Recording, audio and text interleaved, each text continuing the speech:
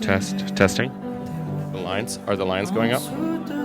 Yeah, lines are going up. To like yellow. But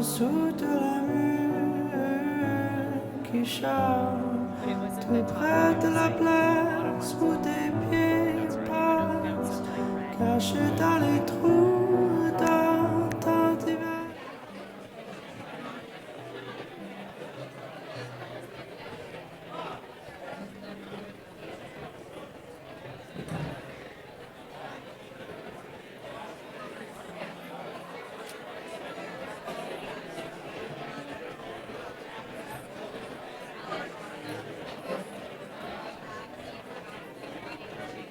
Big music festival, and everybody was packing up to leave and driving out, and Zach finds himself a little mouse. And he's like, "Oh, Mom, we have to take care of this mouse. He might get run over." So he carries the little mouse that had already eaten all of his trail mix, and he puts him in a little tree to be safe. Then another time we find a nest full of baby birds. And Zach is like, they're all going to be deaf. By the time this festival's over, they're all going to be deaf. But we decided, thank you, babe, to leave them where they were and let nature take its course, I guess. But I was very, very fortunate to have an extremely special relationship with Zach. We did festivals for 11 years together. And we would go early with many of you, my rave babies, and we would, yeah, there y'all are. We would build the stages, and when I tell people about Base Coast and I say we build stages, they would think a platform. It ain't no platform. It's a humongous art form. And all of us worked so well together. Hey, Jess? We just had such a wonderful time doing that, and we were a family. And Zach was the little cheerleader all the time. He was such a happy guy, and he was so silly, and he brought light. He brought light to every room he was in. But he used to say to me, he'd say, "Mom, most mothers wouldn't even tolerate this." He's like, here you are, wearing the same dirty underwear for 4 days, sweating your ass off in the desert, working hard with all the boys. He's like, I'm so proud of you, Mom. And so we had just a wicked, wicked bond. And I'm so happy that we shared those times together. Something I forgot to say in the obituary, too, is that Zach also worked for the University of Calgary, looking after the animals that were being tested. And he was so kind. When he first went for his first interview, rather than asking him what kind of experience he had or anything like that, the guy just took him over to a great big lizard, and he says, "How would you handle this animal?" And so Zach gently puts his hand under his tail and under his belly, with his other hand over of his head, and just gently lays him down. And the guy said, "You're hired." He said, "A lot of people come in here, grab him by the leg, grab him by the tail. You took the extra effort to treat every little creature with gentleness." So as much as he was a goofball and a partier, he was a very gentle, gentle spirit, and he loved all of you so much. Zach would have been so happy to see you all here. I can't thank you enough for coming, and he's with us. He's with us here today. And he said to me, "Mom, look for me in the birds. I'll be in the birds." So I think that's kind of all I really have. I didn't prepare anything. I might just butt in too on other people's. But please feel free to come up and just share a silly story just like that. And Marley? Thanks, Ada. Marley wanted to speak. You want to come, Mar? Marley went out with Zach for about 8 years. And Marley is the girl who did the tattoo for me. And Marley is a freaking angel.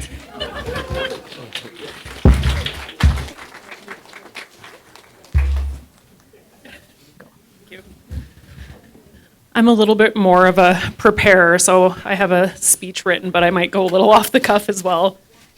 It looks a lot longer than it is, but so my name's Marley Watts. Firstly, I just wanted to extend my sincere condolences to Ada and Doug and Rod and Peggy and Brandy and all of his closest friends and family. I know this is a very difficult time for everybody. And I wanted to acknowledge some of the kind of harder, more difficult stuff out front. But like Ada mentioned, I had the privilege of doing a memorial tattoo for her last week. And her bravery and honesty and vulnerability really inspired me to speak from the heart and speak with truthfulness. So I appreciate your graciousness, as this is an incredibly hard and nerve-wracking and vulnerable eulogy to give. When someone suffers from mental illness or addiction or takes their own life, there are many uncomfortable emotions, questions that surround that loss. It's very isolating, and I know many people in this room have felt sadness, anger, confusion, and guilt. And we have all asked ourselves the what ifs. And while we all must wrestle with our own grief, I want you to know that you're not carrying those feelings alone. And underneath of it all, we're all here because we loved Zach. I knew Zach best from 2009 to 2012. So all my memories and recollections are coming from that time period. And in a sense, I feel very lucky that I knew him during that time because I truly feel some of those years were the best of his life. He had his struggles at that time, but he wasn't struggling deeply. And our lives felt a lot simpler back then. Zach and I were in a relationship for a little over 3 years in our early 20s. And we initially met in high school, but became close when we both attended Alberta College of Art and Design. And we were immediately drawn to one another. We would sit beside each other in every class. If we had any free time during school, we would sit on the grassy hill that overlooked the city. And we would talk about art and music. We started spending time outside of school, making art together, going to concerts, and we quickly became fast friends. That friendship eventually morphed into one of the most formative relationships of my life. Zach was such a unique character. Ada told me recently that he was like that from day one. He was so funny and fun and engaging and charismatic.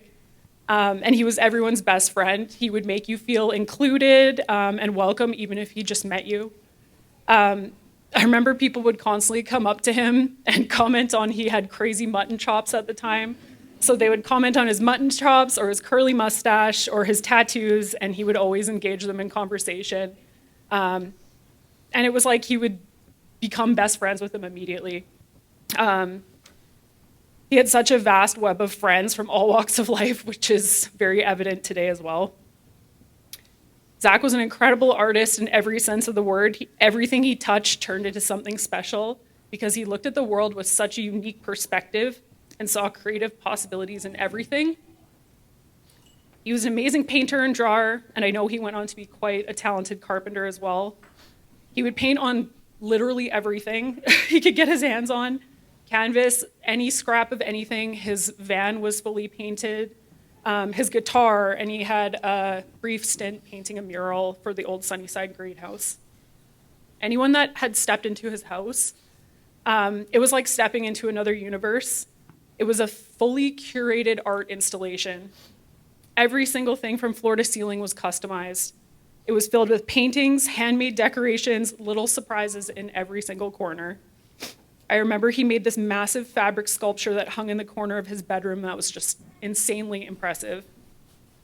But he would also have his annual tantrum when it came time to deep clean everything, because it's obviously very difficult to dust 10,000 little trinkets and sculptures. But really, his home at that time was one of his biggest creative accomplishments, and he was so proud of it. And people were just in total awe every time they came over. But it was music that was really the glue that held our community together, and obviously held many of the people here together as well. Zach was an amazing musician. He was a talented guitar player, but would just jump into basically anything. From what I remember, he was self-taught, and I was always so impressed at the complex and unique guitar riffs he would come with out of nowhere. There was a period of time where he played in a band called Lung Puma Animal Skulls with some of our friends back there. I always loved watching them perform, not only because they were so talented, but Zach was such a performer. He always stole the show by rocking out so hard. Sometimes he even fell off the stage. Yeah, sometimes even fell off the stage. He'd be flailing around and headbanging, and people were always transfixed by him when he would perform. As many of you know, Zach also loved music festivals. He took me to my first Shambhala, which was such a huge part of both of our lives. There are honestly too many memories to recount from that, but he loved everything about it. He was in his elements in these festivals, camping, dressing up, enjoying the outdoors, making new friends, making art, obviously partying hard and dancing all night. There were some somber moments that we shared there too, like the time we scattered our friend's Phil's ashes in the river with a group of friends. And I know Brandy will be taking Zach there one last time as well, which feels incredibly beautiful knowing Zach and Phil will be intertwined in the place they both loved. So thank you, Brandy, for making the effort to do that. Zach had such an adventurous spirit. He loved camping, bike rides, floating down the river, road trips, and much more. One year, him and our friend Andrew Daniels decided that they were going to bike from Calgary to Shambhala and back. Zach didn't train for a long endurance ride one single time, even before he left and made these plans. He was fueled with confidence and enthusiasm alone. And while there was definitely some bumps in the road, no pun intended, they eventually did make it there and back. He did return with one new habit that drove me crazy, though. On the road, Zach started making what he called pot boils, which Andrew probably ate a bunch of too, where he would literally throw any and every food into a pot and boil it. And he would make the weirdest combinations of different slops and insist I try them for months. And even months after he returned, he did that. Well, there was lots of loud, crazy, and chaotic times. I think about the quiet moments too, making art together, hanging out with his old cat, Yo-Yo, sleeping in his van on camping trips, and having dinner with Doug and Ada as a family. Just existing together in ordinary life the way couples do. Those are some of the memories that I cherish the most now. Like many relationships, though, ours eventually became complicated and sadly ended, and truthfully, I was devastated when me and Zach went our separate ways. And now with Zach's passing, I'm realizing there's a very special kind of grief that comes with losing someone you once deeply loved.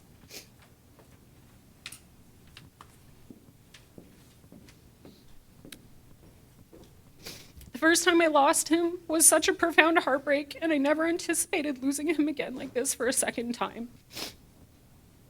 After our breakup, Zach and I drifted for the most part, though we reconnected briefly at a party years later where we ended up talking for hours. It felt like I got my old best friend back. There was apologies, warmth, and honesty shared between us, which at the time was really healing. He made sure I knew that despite everything, I was still important to him.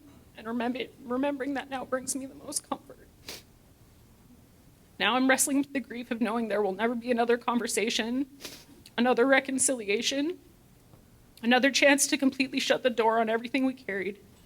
But through all the complicated feeling over the years, one thing never changed, that I cared about Zach. And I know everyone in this room here does too. So going forward, I'm choosing to remember him for his best and find comfort knowing that he will live on in the hearts and minds of everyone in this room. So I don't have a glass to raise, but cheers to Zach. Cheers to Zach. We hope that you're at peace. Oh, it's got rum in it. That's okay. And we know, and you know how loved you truly were. Cheers. Cheers. Excellent, Mark. Thanks, Mama. Excellent. Thank you for the support. Oh, you're welcome. I wanted to tell, most of my stories are from Base Coast, sorry, but that's where I spent most of my time with him. So the boys are all building this stage, and it's getting to be like 2 o'clock in the morning. And they decide, well, I think we should play some basketball. And they brought in the vehicles, and they were playing basketball via the car lights. And we had big ruts this deep that we were planting all the cables for the sound. And you guys were all playing basketball. I was just waiting for somebody to break an ankle. So they're all playing basketball. They're just having a blast. This guy comes to deliver something. He don't know anybody. And he's a chubby guy. He doesn't look like he'd be very good at basketball. So he comes and he taps on a few of the guys. Like, tap me in, tap me in. Everybody's going, yeah, in a minute. So Zach's thirsty, comes up, grabs the drink of water from me. I said, Zach, this guy wants to play. He's like, hey, brother, come on. And Zach tapped that guy in, and he kicked ass. The chubby little guy that didn't look like he could play basketball, he kicked ass. And I was so proud of Zach he'd stop and go out of his way and make that person feel welcome. That's just the kind of guy he was. He's going to be so missed. And I want to thank, too, some of the people that were so pivotal. Devin, Cookie, Scott, I don't know if Scott's here right now, Brandy. We all rallied for Zach at the end, and we tried, didn't we? We sure tried. But another thing is, I don't want us to not talk about it. I don't want to hide his suicide as if it's something to be ashamed of. It's huge. I was talking to one of my rave babies the other day, Ventura. She said she has lost 7 people in the last year. Only one of them was not a suicide. We need to do more. We need to talk about it, and we need to recognize it, and we need to not hide it. Zach, at the end, he really wanted to hide it. And I didn't want to. I wanted to bring it out in the open so people could help him. We fought a lot about that. We got along, but we could do some words, too. But I just think, I don't know what the answer is. I wish I had some pearls of wisdom to throw out there for if you know somebody who is suffering with mental problems. But I don't know what it is. But all I can say is don't hide it, talk about it, and love them. Just love them through it as much as you can. Anybody else want to come up and tell a story? Come, Peggy. Yes. Yeah, don't be shy, you guys. We're all friends here.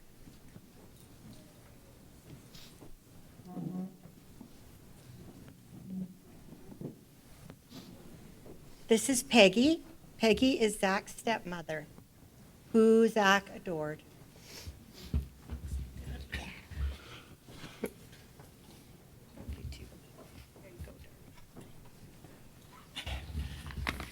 Hello, everyone. I have a speech too written down. On behalf of Rod and myself, thank you all so much for being here today. I first met Zach when he was 4 years old, and my very first impression was what an adorable little bundle of joy, energy, and enthusiasm. Whether it was Lego, darts, foosball, crafts, swimming, Zach just threw himself into everything completely. He was a busy little guy, exhausting at times, but so much fun to be with. Now, I have 2 wonderful daughters, Rebecca and Jessica. Now, for some kids, becoming a little brother to 2 teenage stepsisters might have been a little intimidating, but not for Zach. He embraced the opportunity wholeheartedly. He loved being part of their world. He enjoyed coming over to bake cookies, play board games. He immersed himself in art projects galore and all kinds of crafts. He loved having friends and family over for hot tubs and backyard fires. From the very beginning, he brought so much love, laughter, and energy into our lives. Everything Zach did, he did with his whole heart. Snowboarding, skateboarding, guitar, drums, biking, fishing, and even baseball, which he excelled at. Unfortunately, he hated that uniform. I can still hear it. Zach, you look so awesome. No, I don't. I look ridiculous. Stupid. That was Zach, and that was the end of baseball. Although later in life, he developed quite an obsession with baseball caps. One story that always makes me smile happened when Zach was about 11 years old. Rod took him snowboarding at Lake Louise and gave him very strict instructions to wait at the bottom of a particular lift. Well, Zach was paying attention to absolutely nothing except having the best day ever, flying down that mountain. Meanwhile, Rod was frantic. He couldn't find Zach anywhere, and neither could the ski patrol. Eventually, they found Zach happily hanging out with the cool lifties, completely relaxed and wondering why his dad couldn't keep up with him. Fishing was another one of Zach's great loves. Every year, he looked forward to fishing trips to the wild west coast with his dad and his uncles. On one trip off Ukilit, Zach got up at 5:30 in the morning and decided that a bag of red licorice counted as breakfast. Now, on the fishing boat, there's a trough running along the railing where the seawater drains away. The ocean was rough that day, and everybody was struggling to keep their balance while waiting to catch the big one. And then suddenly, the trough filled with bits of seawater and a whole lot of partly digested red licorice. Rod yelled, "Zach, are you okay?" And Zach yelled back, "Now I am." And somehow, after all that, he still caught one of the biggest fish of the day and had his name proudly displayed at the fishing lodge all weekend. That was Zach, too. And he was always ready for adventure. And honestly, when Zach was around, life usually became an adventure. On one sailing trip, we anchored near some high sand cliffs where people had carved their names into the side. Well, Zach wanted to do the same. But of course, carving his name near the bottom wasn't enough. He kept climbing higher and higher, despite all our increasingly nervous calls from below. He finally finished carving a giant Z, and then immediately slipped, rolled, and bounced all the way back down the sand cliff. We were absolutely terrified. But Zach stood up, completely fine, dusted himself off, and was unbelievably proud of that enormous set. Everywhere Zach went, he made friends. People were drawn to his kindness, his gentle nature, his smile, and his sense of fun. Whether it was summer camp or a junior forest warden primitive skills gathering, he could walk into a place knowing no one and leave surrounded by new friends. He was always eager to learn and picked up new skills so easily. He became an incredible handyman, and I know that made his dad very, very proud. Whatever Zach did, he always gave more than what was expected. He was deeply artistic, as we all know. Zach could see beauty and imagination in places most of us would walk right past.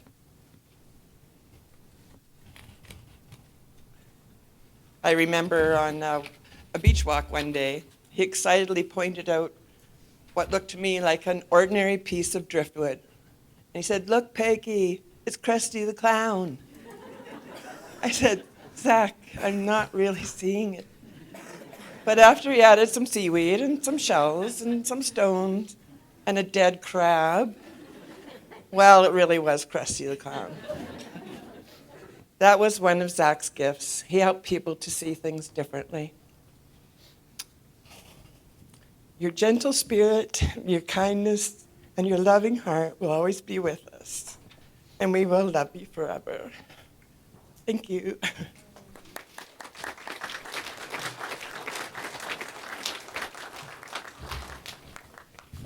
Thank you, Peggy.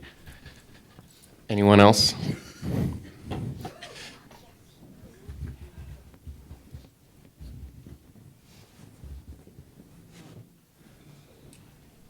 Yes, we can clap at this event. Zach would want celebration. We can clap after every speech. Can everybody see me? I have known Ada for a long, long time. I had to move into Brentwood Heights condos after my marriage kind of ended, and Ada was in the same boat, and we became such good friends. Zach was 3 or 4 years old, and we did everything together, didn't we? Camping, bowling, going out to the farm, riding horses. My kids loved Zach. He was like their little brother. And always looked forward to the weekends that they could spend with me to come and see Ada and Zach. I want to tell one funny story, which I think is quite funny. Ada, Doug, myself, and Zach went golfing. And we went down to Cochrane, and we were going to play 9 holes down there. Well, like usual, not everybody hits perfect shots. Well, Ada got up there on the tee. She hit one way out on the right into a field. And we started looking for the ball. And so my head's down, Ada's down there, Doug's looking, Zach's, everybody's looking for this ball. We couldn't find it. All of a sudden, we heard a crack. And that was a ball hitting my head. My head was down there, thank goodness, or I wouldn't have any teeth or nose or anything left. And all of a sudden I went up to my head and it was just blood pouring out of there. And Zach ran all the way to the pro shop and grabbed the pro. Came out there, he ran like the wind. And I don't even know if he knew where to go, but he just went. And he brought the guy out to where it happened, which I don't know if he knew where it was either. But that was an astonishing thing, a feat for a 5 or 6 year old to do. And thank goodness it was just a superficial cut. Bled a lot. I might not be as smart as I used to be. But I have enjoyed my life plenty. And because of Doug and Ada and Zach, I really am glad that they made my life special. Thanks, sweetheart.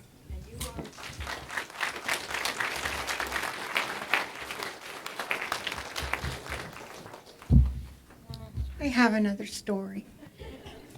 Oh yeah, so we had bought a place out on the Sunshine Coast, and we planned to retire there because Doug and I are going to look after my parents. And we both were public servants, so we had come to the time in our life where we were getting 6 whole weeks vacation. So we went out to our new place, and Zach came with us, and the very first morning, before we even had a cup of coffee, I said to Doug, "Oh, can you go hang that whale flag over there?" And Doug ended up falling off a rickety ladder, and he shattered his ankle and totally dislocated it. A very serious injury. It took him a year to get over it. But while I was running to get an ambulance, by the time I came back, Zach had Doug all laid out. And he had dog beds and stuff, and Doug was all laid out. Zach had him all covered up, was making sure his foot was elevated, that he wasn't going into shock. Always good in a crisis. Could always count on Zach in a crisis. He would always come through. Yeah, that's just the kind of guy he was. He was wonderful. And he wasn't always wonderful. You know, we had our moments too where him and I, we'd get into it and people would stand back. But those were the few times. He was very caring and loving, and he loved all of his friends so much. And he would help people, even people he didn't know. He'd welcome them in, and if somebody was having a hard time, he'd go over and introduce himself. Yeah. Anybody else have a story? Well, you guys are all so shy. Don't be so shy. Here comes Jeanette. Hi, Big Rig.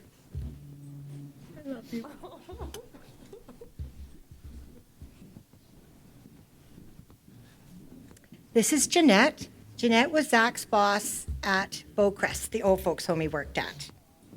And she was also an alternative mother. He called me the other mother.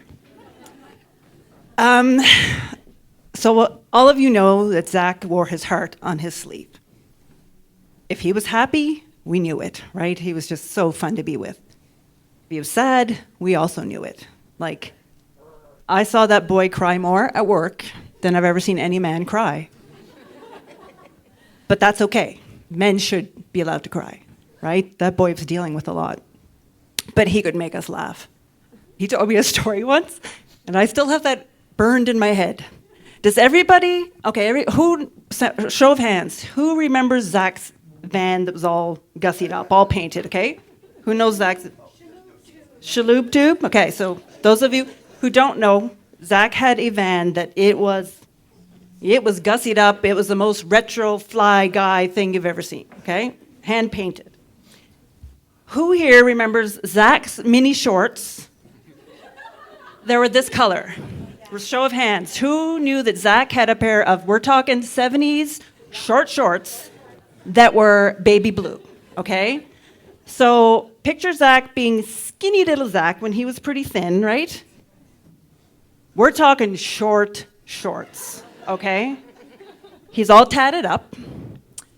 So like I just mentioned, when Zach was happy, Zach was happy. If you pissed off Zach, look out. So he's recounting his stories on Memorial Drive in nothing but these blue short shorts and all his tats, slim little guy in his rad little fly guy van. Some guy behind him is pissing him off. He's riding his ass. He's getting on his nerves. The red light, Zach gets out in his short little shorts, nothing else, takes off towards the guy and is like, what? And of course the guy's like, what the hell? And he just kind of like backed into his little car and just kept on going. Zach's like, and I could just picture him to this day. I'm like, oh my, seriously, if you guys could have seen these, I'm talking shorts. Like so, and I'm sure that guy's was changed for life and never ever had a road rage incident ever after that. To be afraid from this little thin, tatted up, short shorts guy coming at him. So at Beaucrest, my God, we loved him. The residents adored him. Many people, when he left, the residents were like, now what are we going to do? He was just so good with them. When I met him, he was 16 years old, working in the laundry. Tiny little guy. The first picture I have of him, it's probably in the slideshow. We were doing a Canada Day celebration, and he was off his shift. And of course, home was just 2 blocks away. Came back, put a Canada Day flag on him, brought his guitar, and he was just right there behind everybody, just trying to get right in there and belong. So when an opening came up in my department, I was like, he's excellent with the residents. I got to take a chance on this guy. And he was with me until I came back from vacation one day.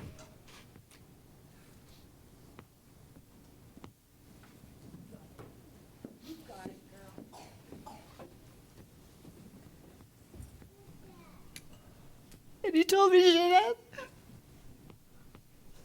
while you were gone, I thought of taking my life. And I've never done that before, and I'm so scared. So I told him, Zach, you've got to go to see a doctor. You've got to go. There's, you have to go see somebody. So of course he did. He took some time off. And he came back and he's like, Jeanette, I'm chronically depressed. The doctors told me I'm chronically depressed. Like, well, fucking hell. Like, he was so mad that he was diagnosed as being chronically depressed. And I'm like, Zach, but now you know you're not crazy. I'm like, there's something wrong, chemically wrong with you. You're not crazy. Right. Like he was so pissed off that he was diagnosed as chronically depressed. I'm like, for fuck's sake, Zach. Like, yeah. You protected him a lot because he would go to festivals, party his ass off, not sleep, and then have to come to work and he'd be He's got the sniffles. He got bronchitis. Yeah, he I pulled that a can't few walk." Mondays. I'm like, Zach, attendance management's coming up soon. Yeah. You can't always be sick on a Monday. Yeah. Yeah. It doesn't work. Sickness doesn't work like that.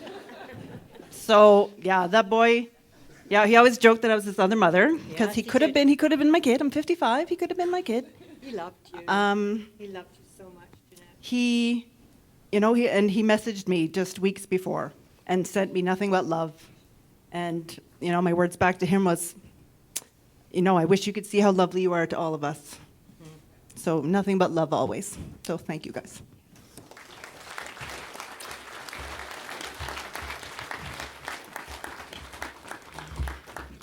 Yeah, Zach could never see his own value.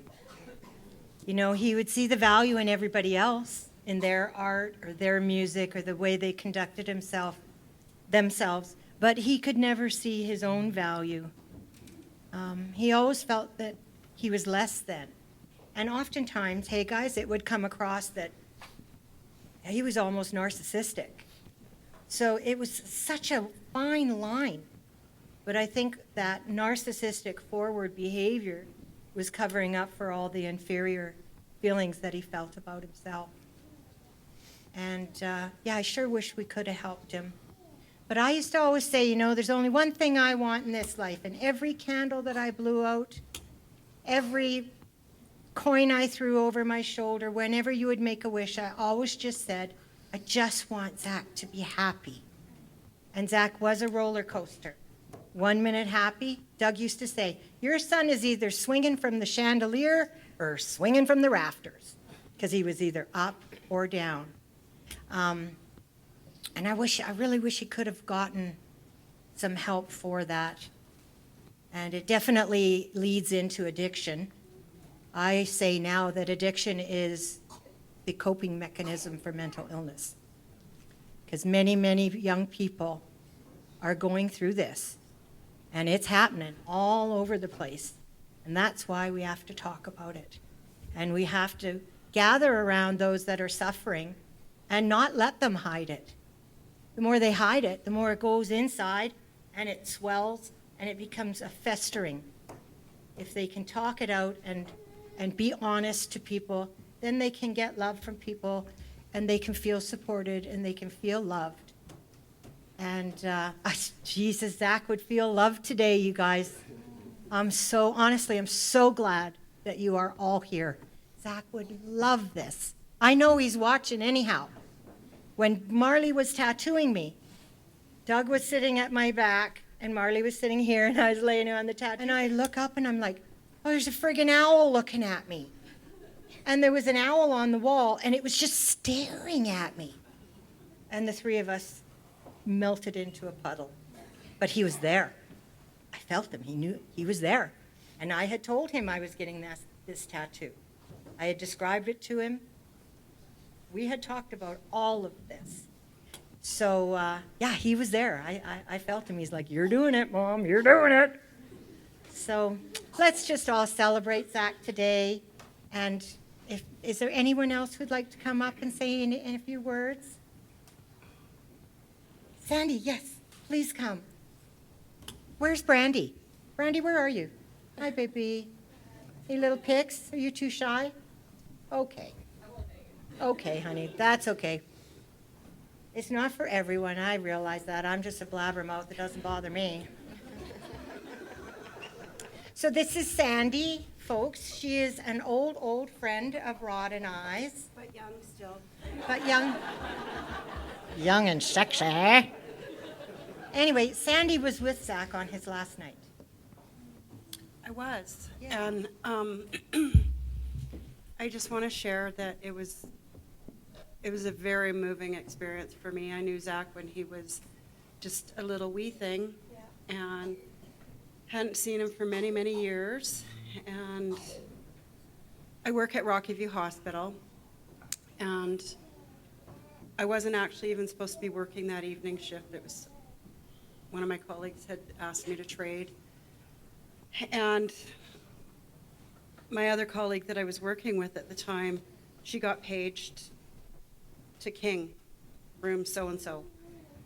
and she went twice and wasn't able to do, I do ECGs, I'm a cardiology technologist. So she wasn't able to do it because other things were going on in the room, and we switched pagers every hour, so then the pager ended up with me, and I saw King, and I opened the curtain, and I saw Zach, and I saw the name on my order list, and of course I knew it was Zach King. And I went in the room and I said, "Hey, Zach," I said, "my name's Sandy, I'm here to do your ECG." I said, "Is your dad Rod?" "Yeah." He looks at me, I said, "Is your mom Ada?" "Yep." I said, "Well, I just wished your mom a happy birthday 2 days ago on Facebook." And I said, "I don't know if you remember me, but you probably remember my husband, Pete Reed." And his eyes lit up and he said, "Of course I remember Pete. I loved Pete." I said, "Everybody loved Pete." And we had a little chat. He told me things that I was very surprised to hear. And I don't know that I need to go into any of that, but I just listened, and my heart was breaking as I was listening to him talk. And then he said, "You know, I tried so many different ways this past week to end my life, and I came to the decision that maybe I wasn't supposed to die right now." And I said, "Well, I'm really glad to hear that. And I'm really glad that I have this opportunity to chat with you." And we talked about all kinds of memories of his, of my husband, and when he was little, and the boys, his uncles, and his dad working, and I dried his tears, and I held his hand, and I said to him, I said, "You know, I feel like maybe the reason I'm here tonight is so that I can help you." And I said, "Will you please let me help you?" And he said, "I would really like that." And I said, "Okay." I went and got a piece of paper. I wrote my name and my phone number down. I tucked it in his backpack, and I said, "Please promise me that you're going to call me." And he promised me that he would call me. And I told him that I loved him. Even though I hadn't seen him for a million years, I said, "I love you." He told me that he loved me.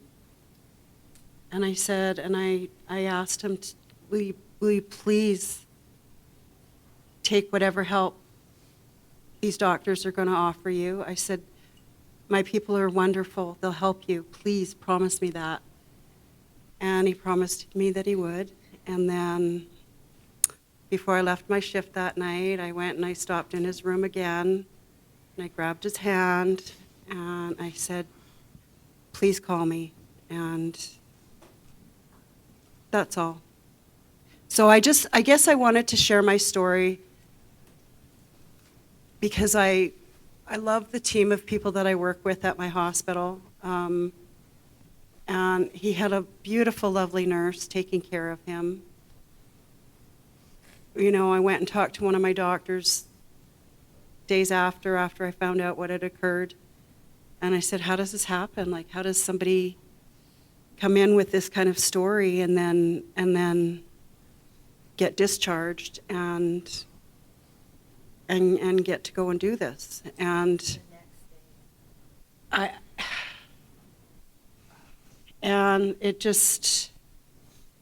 it just really broke my heart because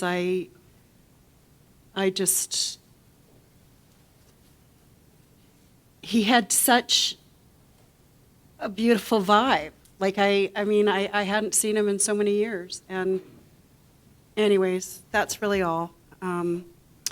But he did receive some mama loving and caring from me right before he went. And I'm glad I guess, for that, for myself and my own heart, that I knew that I was there. And then I was able to actually share that story with Ada and let her know that he was treated with the utmost of compassion and love and care. And, you know, but I guess it wasn't enough. He wanted to go. I know. Yeah. I know. He wouldn't accept the help. Anyways, that's all I have.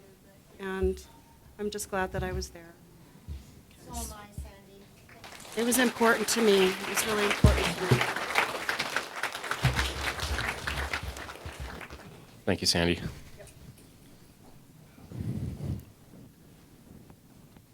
I'll go because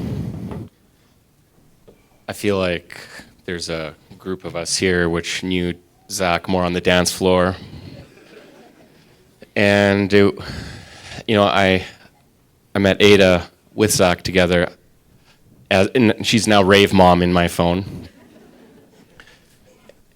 And I thought, that's so fucking cool that you guys go to festivals together, and it makes me think about how I want to raise my own children. You had such a connection, which I want to transfer to my girls. And it was Carissa and I's bachelorette party. We decided to go to Base Coast 2016. So I knew Zach way later than many of you. But he went out early, always thinking of others, had a camping spot ready for us so we could just drive past everyone and get to the best camping spot, which he protected. I just felt like he rolled out the red carpet to people. And you knew you were at the right party if Zach was there.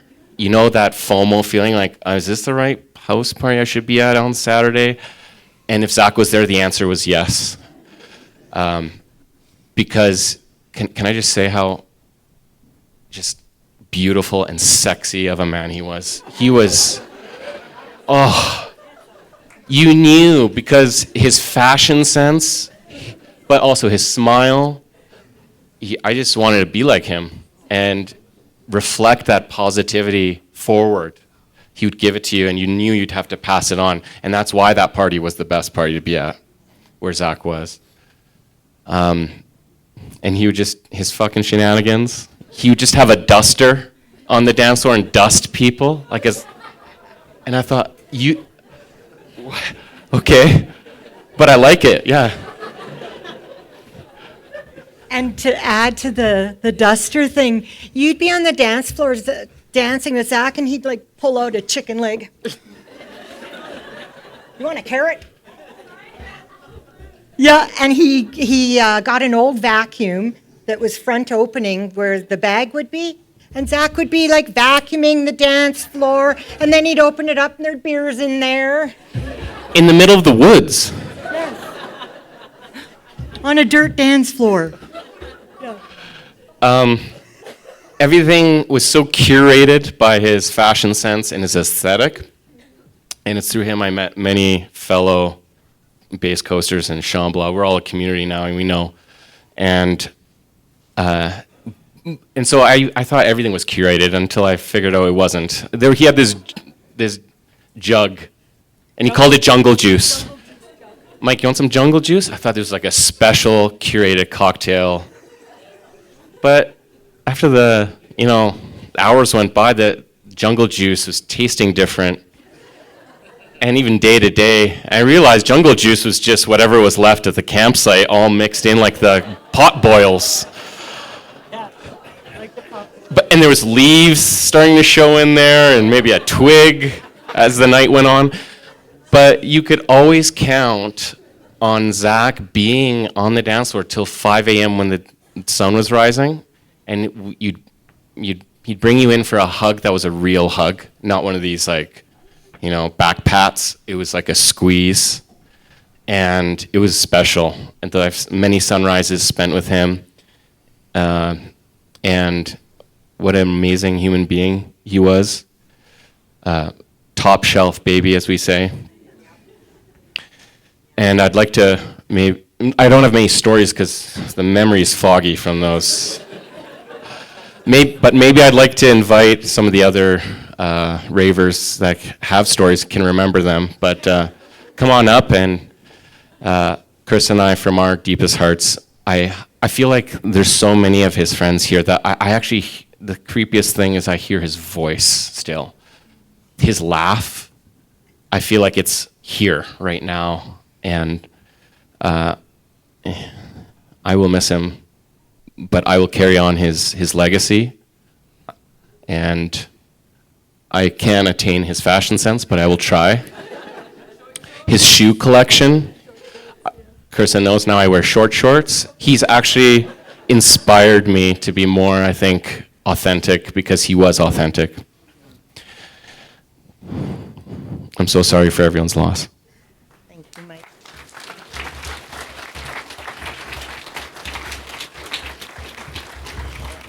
So another time at Base Coast, Zach always had to stay up all night. He just didn't know when it was time to go to bed. So I wake up in the morning, and there's Zach, and he's sleeping in a deck chair. I said, Zach. Zach. Zach. And then he's like, ooh. And I said, go to bed. And then I hear a voice coming out from a tent. I want to rave, Mom. Because I would have to say, it's time to eat. It's time to, did you drink some water? But he was always a goofball on the dance floor, for sure. Anybody else? Ben? Allie? No? Hey, come on up, girlfriend. Yay. And your hat looks great with your dress, sister. Stylish. Okay. The majority of you here do not know me. And I knew Zach for a brief portion of his life over the last 2 years through treatment together and the struggles. And I've seen Zach in dark places, but probably a lot of you have not heard the stories where we were in the pool and Zach was on a mission to see how many life jackets he could wear at one time, which turned out to be about 7 plus a couple aqua-sized belts, which he then would proceed to jump off of the diving board into the water and land and bounce up like a balloon. And that was the kind of funny that we saw in Zach, and his art and his music and his kindness to everyone else. When he was going through hard times, he would still reach out to everybody else to make sure we were okay. And stay cute. I always thought it was amazing that Zach was a strong person, but also strong enough to be vulnerable to wear pink and these kind of things, and also support local artists and people that he really saw the value in them. And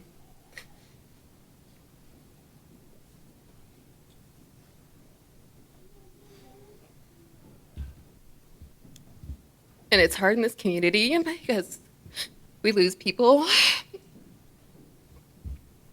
But I agree that we need to talk about it and keep talking about it and keep showing up for people, even if it's hard and weird and inconvenient. But he's left a strong impression on all of us, and I think this is a really beautiful situation where everybody's coming together in this sort of fashion for Zach and for all of the little mementos that are around here, around his life and his legacy. So I'm grateful that so many people have come for him.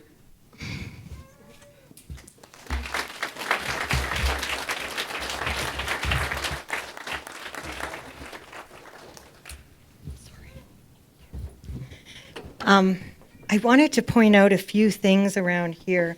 In case anybody didn't know, the stuff that's in the back room is all things that Zach loved, and you're all welcome to take something with you.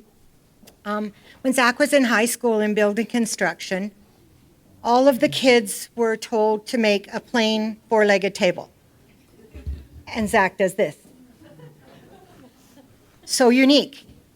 Then they were asked to make a square little mantle clock. And you'll see in the other room there that his clock is here now. He did an old, like, run-down old Clampett cabin that was a clock, and it's big. And when I went to parent-teacher interview, the building construction teacher he's like, I don't know whether I love or hate your kid. He said, I have no idea how to grade him because he doesn't do what he's told, but he creates this stuff that is so unique and unusual, I can't do anything but give him 100% and tell him maybe he should listen more.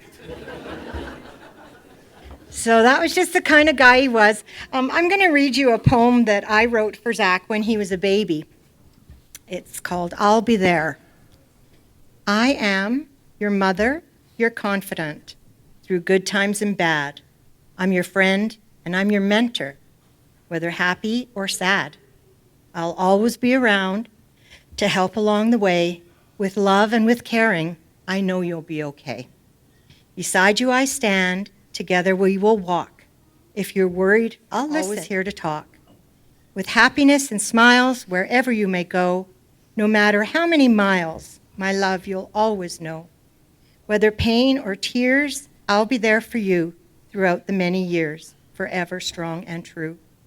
You cannot outgrow me, forever I will stay, deep inside your heart until the very last day.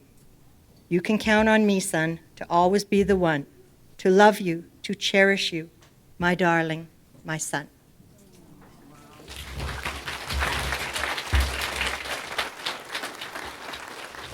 So a last chance for any speakers. Hi, Kathy. Come on up, Finley. So this is Finley, and he Zach referred to you as a musical genius. So they were bandmates. Thank you. I don't have anything prepared, but I just, Zach was like,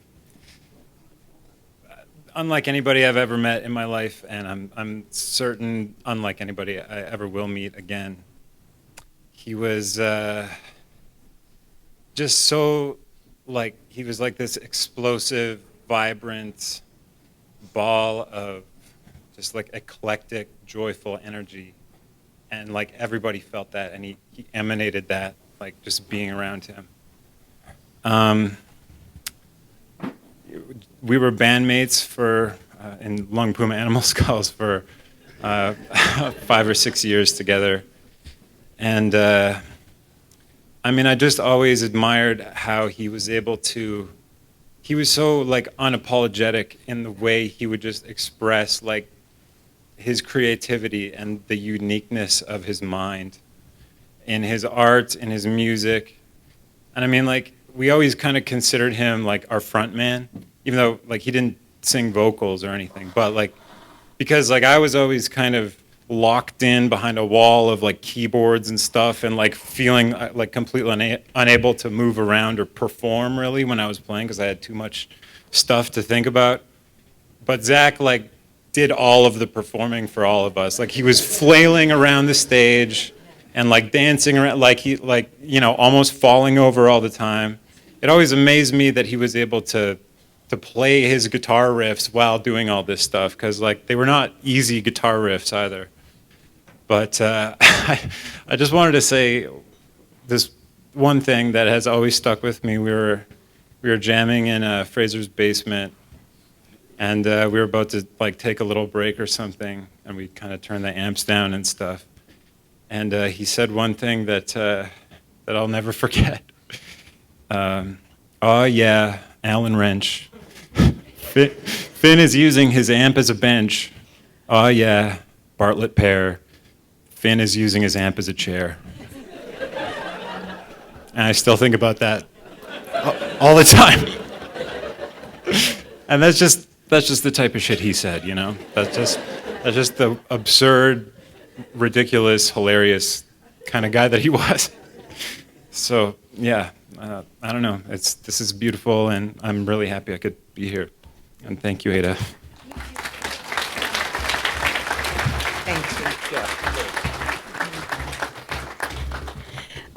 When Mike was saying before how Zach would always go and save a spot.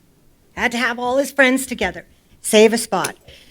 So he's in high school, and it's grade 12, and everybody's going to go up to Wypress to party after grad. And it's snowing, of course, it's Calgary. And he says, Mom, I'm going to go save a spot for everybody. I'm like, in this weather? Just you by yourself? Oh, yeah, I'll be fine. I said, no, I'm coming with you. So we head on up to Wypress, and he says, so Mom, like there's no bathroom facilities up here. You're going to have to poop in a hole. I'm like, what? I am not pooping in a hole. He's like, oh, you're pooping in a hole. So I'm holding it. Finally, I have to go to the bathroom. And he hands me a little shovel, and he directs me, well, just go over there and dig yourself a little spot. Well, I go over there. The whole field is nothing but poop mines everywhere. And I start singing, Teenage Wasteland, Teenage Wasteland. And he is just killing himself. That same trip, Zach was sleeping in a hammock tent, and I was in my van. And it's early in the morning, and we hear this clump, clump, clump, this snorting sound. A moose had entered our campsite. And Zach calls out, Mom, you hear that? Yeah. Just stay still, don't move. And so he said, I just hope he doesn't do one of those with him in the hammock. So, I mean, he was a crazy dude. He really was. But he was a good dude. And I think the world was a better place for him being in it. Yeah.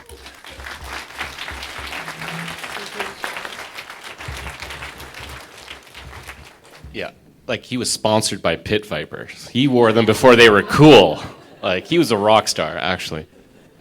Last chance, everyone, because we will go to the slideshow coming up.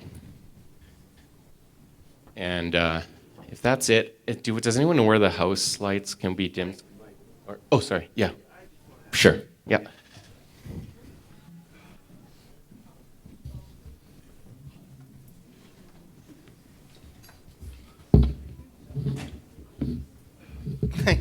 Thanks for you all coming. This is a very hard time for all of us. But I just want to tell you how much we all love Zach. And one of the best memories I have of Zach is that Ada and I and Zach went on a road trip in my old Cutlass convertible, where we went down to the coast of Oregon. And we were staying in this, one of our timeshares down there. And anyway, they had, you could fish, what could you fish for off the dock? Crabbing off the dock. So every morning, Zach was crabbing off the dock, and we had more crab than they have at Red Lobster. And we used it for everything, and he ended up traveling around the whole camp area with the guy with the ice cream cart. Yeah, he would always make friends with the staff. And he was serving ice cream cones to everybody in the entire facility. And they're having a great time. On my 50th birthday party, he went and dragged a dude out of the kitchen at Hexter's that was cooking because he knew how to beatbox. So him and the chef are up there beatboxing away, and finally the boss comes over and goes, that guy's supposed to be cooking. Yeah. He was a unique individual, to say the least. And he'll be sorely missed. Thanks. Zach and I had made a bet with each other. I don't know what it was about, but said, okay, whoever loses has to eat a leaf. So I'm thinking, well, if he loses, I'm going to give him leaf off of a basil plant or, something edible. That little sucker chose a leaf off of a freeway in Los Angeles that was covered in shit. And he's like, "There's your leaf, Mom." Yeah, he was fun for sure. Was he? Me eating the dirty leaf? Oh yeah, he loved that little shit.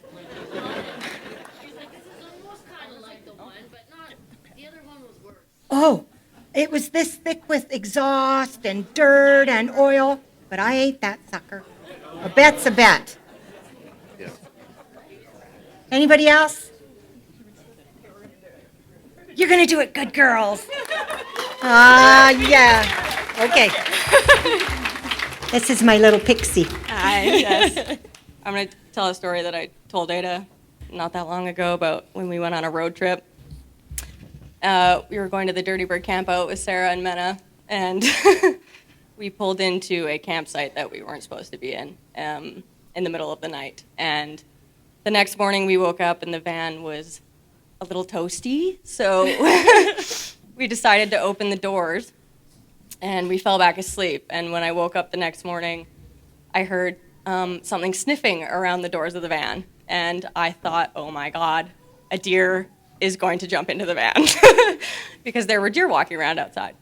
I decided to keep my eyes closed and play dead in the case that I was about to get eaten. Zach, on the other hand, sat up and let out the biggest squeal of a scream that I've ever heard in my life. I don't even think I could get to that pitch of a voice if I tried.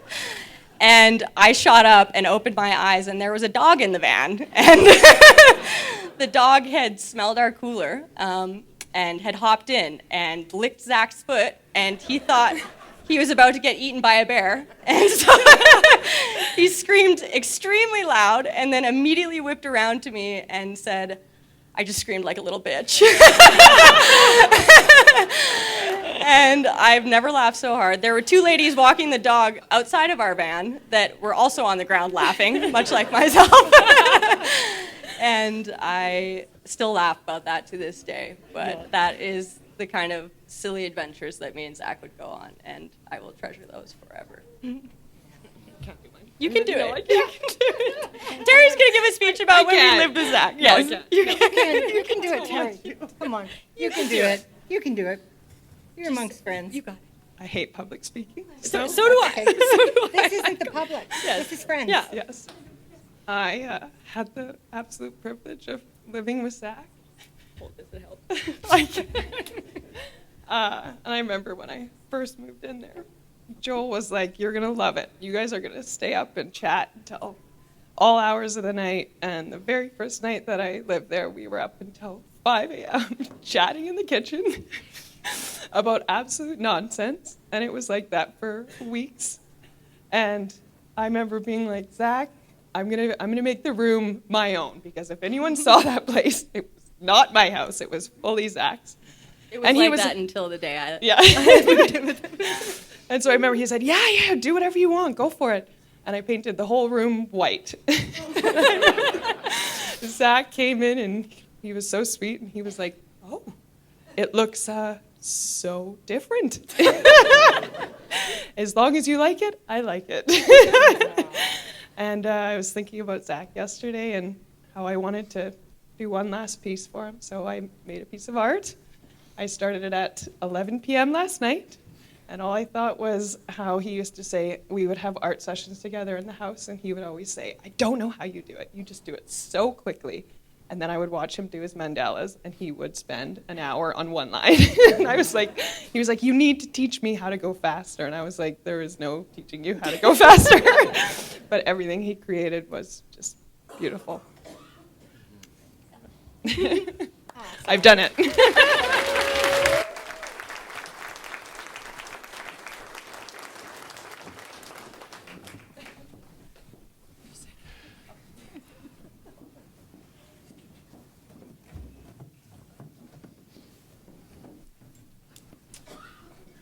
We'll let it sit, because I know people are probably thinking of coming up, but need to gather courage.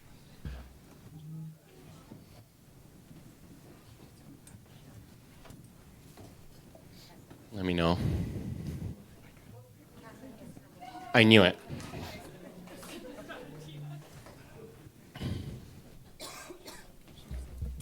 Thanks, Catherine. You got this. Oh, this was a really bad idea. So, I first met Zach when I was 15. Scott introduced me to him, and they both asked me if I wanted to go smoke weed in his van. And I said, no, thank you. But it wasn't until I was probably 17 or 18 that I got to know him a lot better. And if there's one thing that I can say that I really appreciate about Zach over the time that I knew him, is that he has phenomenal taste in women and has brought some of the truly like the most wonderful and amazing women I ever could have imagined into my life. And so I really, really appreciate him for that. I think like so many of us have talked about, Zach was the kind of person that lived in extremes. And he had so much feeling and so much emotion that just like I don't think this world can handle. And Ada had asked me to find a charity that we could all use to donate in his honor. So I don't know if you saw it, but back there's a donation box for the CMHA. It's an organization in Canada that provides mental health resources nationwide, and it's a phenomenal organization that is really founded on the beliefs of community and being there for people when they need it the most. Sorry. All right. You're doing amazing. Am I? I think when something like this happens, what we all try to do is we make meaning out of a loss like this. And so whatever that is to you, whether that's to live more authentically, to give someone you love one of those amazing hugs that he like was so well known for, or if it's to take time to give back to the community in any way that you can, I hope that you do that. Because I think with a person like him, all we can do is not let his memory die and not let all of those amazing stories that everyone has shared be forgotten. Because he was truly like an incredible person, and he'll be deeply, deeply missed. Thank you, Kathleen. Thank you.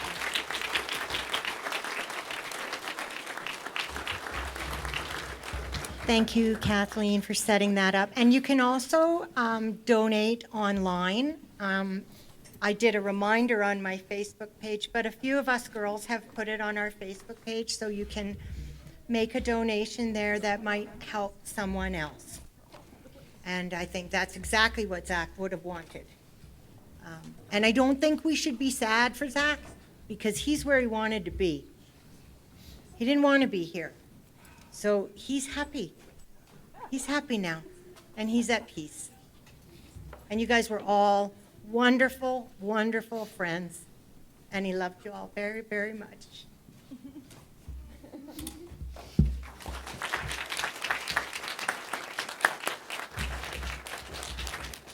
Anybody else?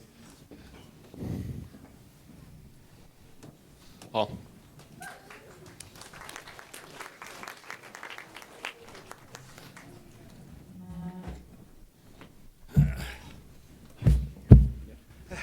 I'm not leaving this. I might not be able to do this, but You can do it. I feel like I'll regret it if I don't try. Okay, the first time I went to Base Coast, it wasn't the first time I met Zach, but I was like first or second year at uni. I was broke. I think I came with like a bottle of wine. I didn't know where to camp. I didn't bring glasses, which as you can see I need, so I only had contact lenses, and I was a scorched mess, and that's when I met Rave Mom, and they took care of me, gave me a place to nap, gave me eye drops and a ice cold Caesar, and the next year I was a little better prepared and was welcome to camp with that crew that time. And I think a lot of people would feel the same, that just Zach, like, knowing that he was your buddy just like made you feel so good about yourself. And, you know, inspired you to like live in a way that reflected that.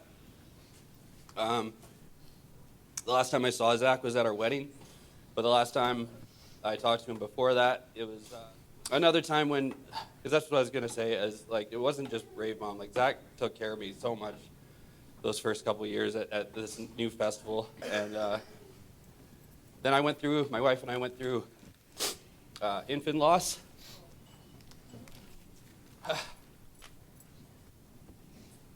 And Zach just called and like he was so devastated.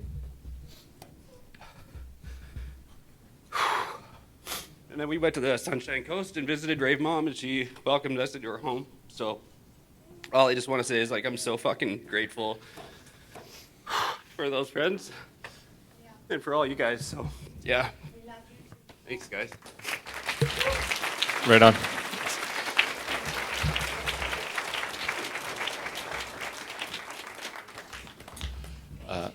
By the way, flashback memory just popped out. We woke up one morning out of the vans of these campsites, rolled out onto a beach chair or something, and Zach goes, "Mike, you want to do a flabongo shot?" What do you say? But out of curiosity, yes. He had these lawn ornament flamingos he would turn upside down, and they have the plastic hole where they would inject the plastic molding to make these things. Now it's a cup. Nothing like some tequila in the hot sun, morning sun, put that in the flabongo's ass, and that's the flabongo. Whew, my throat burns just telling the story.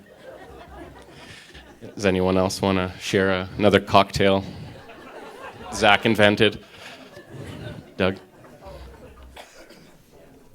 I just want to add something to that story when I broke my ankle. We had just arrived. We hadn't even been there for 24 hours, and there was a full 1.75 brand new rum in the cabinet in the kitchen.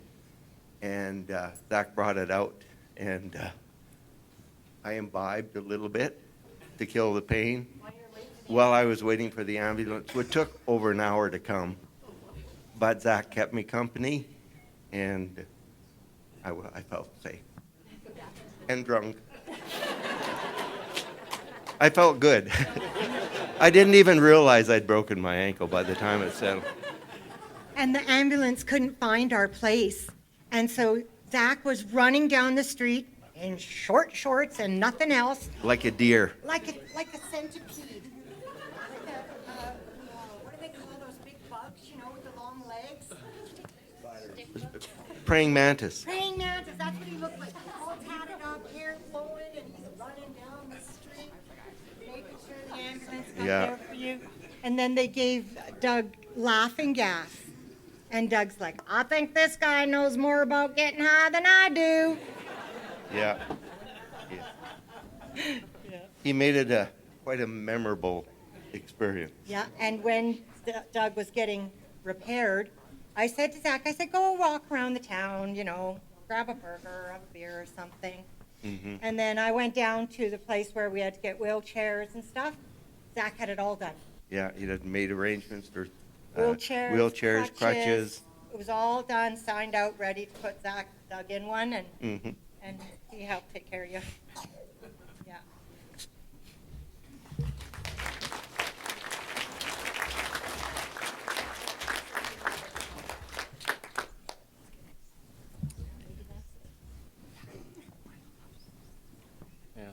Scott? You want to say anything, Scott? Scott. Come on. Scotty boy.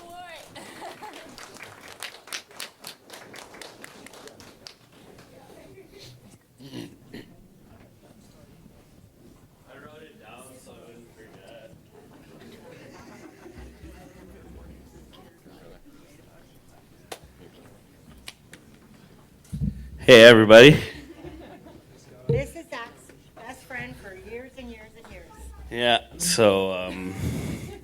As some of you might know, Zach and I were in rival bands in junior high. Zach and the Banerides versus Calculated Risk. And I can imagine you would know which band I was in. Despite the teenage drama, my fondest memory was how Zach and I finally made our differences put aside. A peace offering, some might say. He gave me an Atreyu sticker for my iPod. And it was super sick. It's a gesture I'll never forget and a bond that made us friends for life. During high school, we bonded on music, woodwork, and of course, destroying nerds in dodgeball. We became not only best friends, but brothers. Whether it be winning Halloween costume contest, which, if some may know, went to high school with us. We did blackface, and yeah, it's not the greatest, but we did win. We won, so suck it, Trudeau. We played battles of bands together. We spent days on the disc golf course and surfing with our other brothers in California. I leaned on Zach because I could be myself with him. All the nights listening to music and creating music. These were memories that I'll cherish forever. My final memories of Zach was spinning records while he was absolutely shredding on his guitar. Zach was an immense creative soul, an inspiration to me and anyone I think that has embraced his energy. Although we weren't always on our best behavior, thanks Kathleen for diming me out, by the way. Zach loved deeply. He tried to put others' happiness above himself. I know his spirit will live on with his art, his relationships, and lasting memories. I graciously hope he found peace, even though I wish he was still here.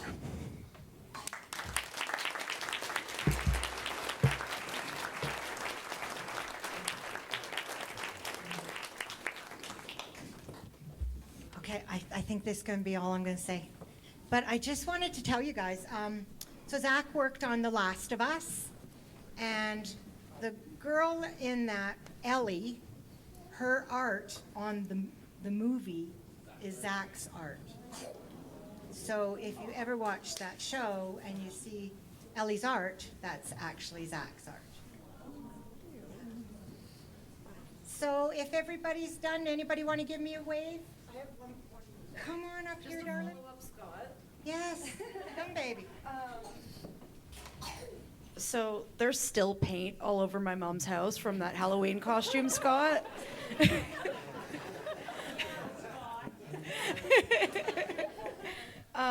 But one of my basically I knew Zach because of my brother and his rowdy friends, and I was always like the little sister tagging along, you know. And he always made me feel so welcome. But I remember two particular times, my mom would go out of town for a while, and I lost my hamster in the house. I was maybe like 12, 13 years old. And I remember getting a phone call. I was at Senator Patrick Burns. I had my LG chocolate. And I remember getting a phone call from Zach, and he's like, Cassie, don't worry, we will find your hamster. I've lost hamsters, so many hamsters before. And I was so upset. Like, I went to school that day. I was like, I don't want to go to school. And Zach's like, you got to go to school. I'll find the hamster. And then he's like, it's all good, Cass. Like, I put peanut butter treats all over the house. And so I came home, and there was peanut butter treats literally everywhere, just little crackers with bits of peanut butter on it. And then another fond story is because Zach spent a lot of time at our house growing up, and actually this one involves you, sorry, Scott. But we had dogs, and we had this jar with dog jerky in it. They went out partying, they came back, and we see Scott and Zach in the kitchen, like mowing on this jerky. And they were like, to my mom, they're like, Eva, where did you get this jerky? It is so good. And she's like, the one with the jar with the paw prints all over it. Yeah, so they were just mowing that dog jerky. So I just thought I'd share some kind of silly stories. Yeah. Yeah, you did.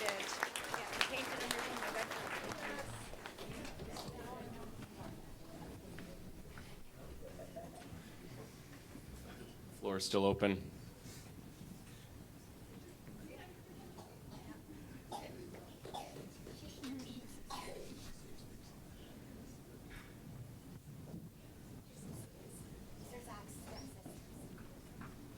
Zach's stepsisters, right?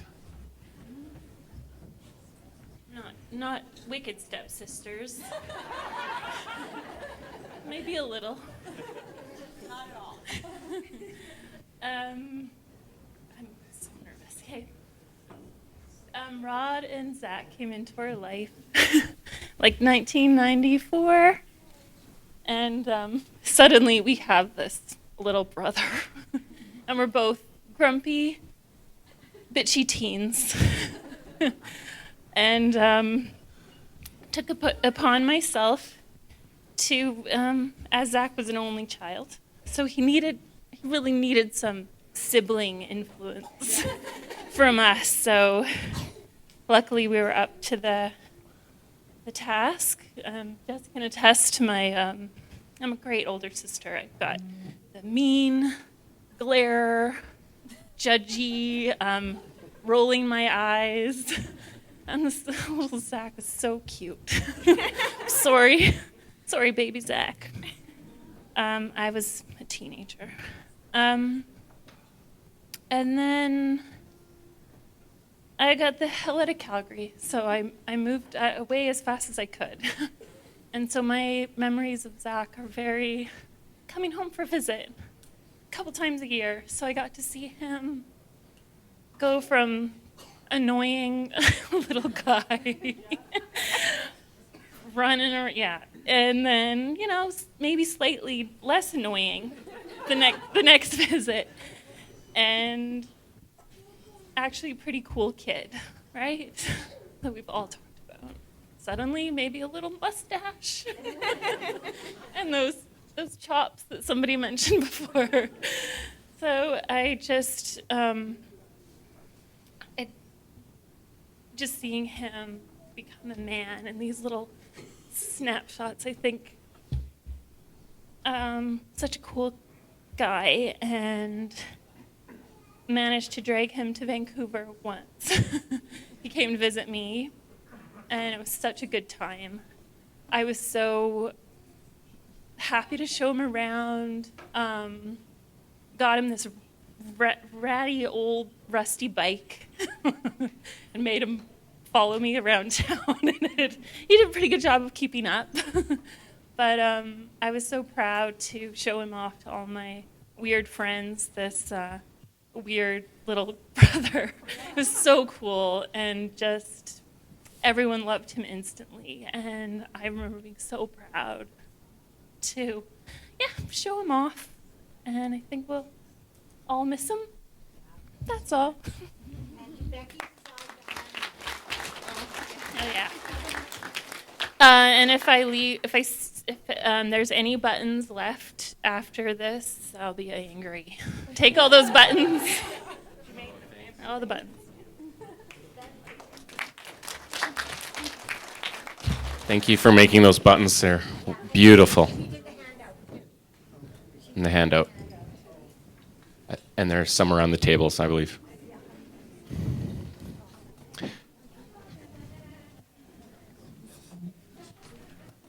I know it takes a while to gather courage, but like Paul said, I don't think you'd regret it if you came up. We got all day. Whew. I feel like I owe it to Zach and Ada to at least get up here and say something. Thanks for organizing this and bringing us all together. I'm sure Zach would love to see every single face here. This whole time I've been trying to like remember a story or like one certain story, but like yourself, I met the Flabongos once, and I don't think I put Larry and Barry down for like 2 weeks. I think my first time meeting these Flabongos, I don't think I drank any water that festival. And I think I had like pink around my lips from like the ass of this Flabongo the whole time. Yeah, so I'm sure I'm not the only one who has Ada saved as Rave Mama in their phone. Ada always called me her problem child, and at the time I didn't really clue into it, but looking back now, I was the fucking problem child. And I was so jealous of your guys' relationship. I was like, my mom would never come to a rave. My mom would never sit through half the stuff that you saw on a dance floor. So I just tried, hey Big Rig, I see you back there, buddy. I just tried to, I was following you, Brandy, and Zach around like the 4th edition problem child. And yeah, even though I was the problem child, Zach made me feel so welcome and so a part of everything. And yeah, like I can relate in terms of like the mental health struggles and everything like that, but no matter what, he was just like, you know, when you talk about the extremes, like Zach loved to commit to the bit. And even if that bit was like looking after you as a friend, he was so committed to it from... Yeah, and it shows from, you know, how he was raised, and yeah, that's all I got. So, thank you. I love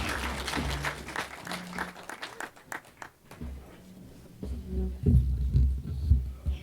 Okay, I promise this is the last story. But at Base Coast, many, many times, Zach would be the one at the back, like, we often had people stealing from us at the back of radio stage, and twice I happened to be there. And I would just call on Zach, was never far from me, and I'd just call on him and say, hey, Zach, you think you can escort this guy to where he's going? In other words, rather than, I'm going to kick your fucking ass, you're stealing from us, you prick. So, but Zach was always really good. He would just escort them out. And many, many times I saw my boy throw somebody who was overdosing on drugs over his shoulder and take them to the sanctuary where there was somebody taking care of them. Half an hour later, you'd see that guy dancing on a speaker again, but it would be Zach and where's Rob? Where's Rob? Rob always helped me too with people that were not doing very well. So, anybody else want to speak? Oh, good. Here we go. Come on over, my friend. There you go, sweetie. So I first met Zach when I first moved to Calgary. I was about 17 years old, moved into Stephen Dashkoff's house, which I'm sure some of you guys know. It was a little rough. I knew nobody in Calgary. 17, just got out of high school. And Zach, like everyone, you know, kind of shared today, was very, very welcoming, made me feel like I was another one of his best friends right off the bat. I'd always go over to his house. Love the guy. I'll share 2 really funny stories. The first one was we're on our way, we were at Lake Louise, and long story short, I had lost my snowboard. Don't ask how. But anyway, so I was running down the hill trying to catch it, and it got away from me. So, you know, I'm pretty sure Scott rides by and gives me the finger, you know. And Zach, of course, Zach pulls up beside me. He's like, hey, man, what's going on? I was like, well, I lost my snowboard. He's like, I don't know how that happened, but hop on. Let's go down. So he gives me a ride down, and I don't think I've ever seen anyone or will seen anyone double on a snowboard down the hill. So, it was good. We did find it, so I was pretty happy about that. Didn't hit anyone either. Second story, he came out to visit me when I was living in Nelson.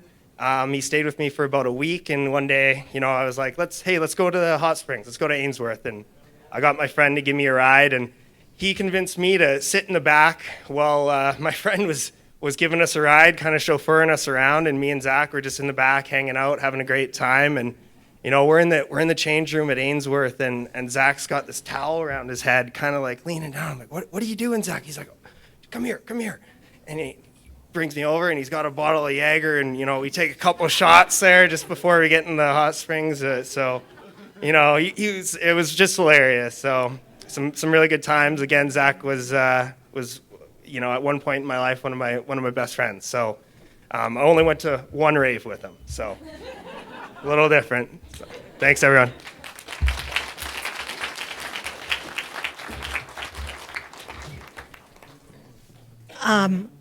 You know how when you're a teenager and your mom drops you off at school and you tell her she should park 2 blocks away because you're embarrassed? I would roll up on my motorbike with Zach on the back, and here's my head, and here's Zach's. He would look right over top of my head, and I'd pull right up outside the junior high and the high school, and he'd kiss me full on the lips. Bye, Mom. And one time we were at a Lung Puma show, and it was in a little coffee house, and it was storming winter, a blizzard. And I was sitting beside his cousin, Brian, and Brian says to me, "You and Zach have a really strange relationship, eh? Like, you guys are pretty cuddly." And I'm like, "Oh, yeah, we love each other." He says, I'll make a bet with you. I bet you won't be able to get Zach to give you a kiss in front of all of his peers where he's playing. Oh, I said, you got that bet in a heartbeat. So Zach comes over, and all I did was go like this. And he leaned in and kissed me on the lips, and Brian had to buy everybody around.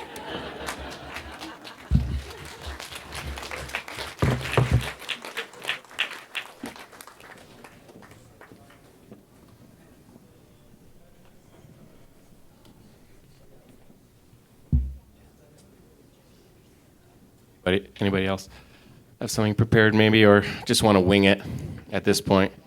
We're all winging it.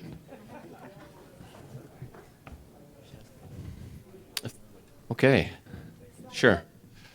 I think this light switches are back there because the projector isn't too bright, but if we could get the lights off or figure it out. Oh. Anyone in stage production here by any chance? There we go. Oh, yeah. Thanks, Baron.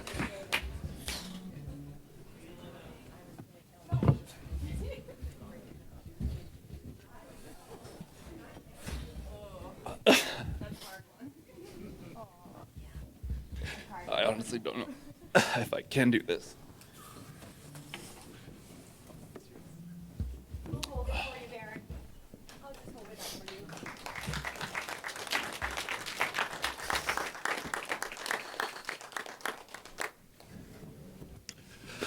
Hi, everybody. Fuck. Shit.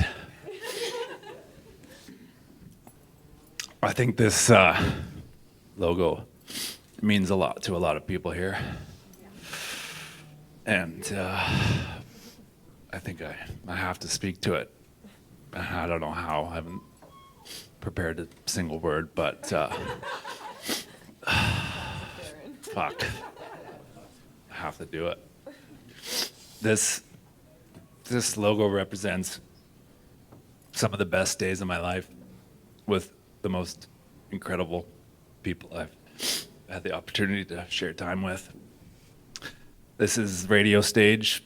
This was a brainchild of mine, and I guess you could call me the ringleader of this whole fucking shenanigan show. And man, have we ever built an incredible group of people that came together to build this stage year over year. Most of my stories with Zach, I'm not going to be able to share here today. They're mostly inappropriate. But what I really want to speak to is just the family that we brought together around this stage. It was insane. Nobody got paid to do what we were doing. I look back on this and it just blows my mind what people were willing to do, the time that they were willing to spend to dedicate weeks and weeks in the middle of the bush to build this stage. I mean, I could speak for hours about this, the times that we spent tearing down barns and stripping rusty nails and taking Remy to the hospital because he's got a bee sting and his face is swelling up, and our buddy Korean getting staples in the leg, and oh my God, I could speak to hours about it, but man, those were, it doesn't even seem that long ago, but Zach was one of a kind, for sure. There was only so many people I could trust to bring that level of care and attention to detail and that vibe that he curated through everything that he did. Man, he was one of a kind, for sure. So I'm not going to ramble on, but I just want to speak to the bass bus days, the radio stage days. Zach was like my right-hand man for many years. He worked out of our warehouse. He drove the bus. He drove the milk truck with yeah. He crashed a few of my vehicles. He crashed a few of my vehicles, the bus, but he was pretty good at putting them back together.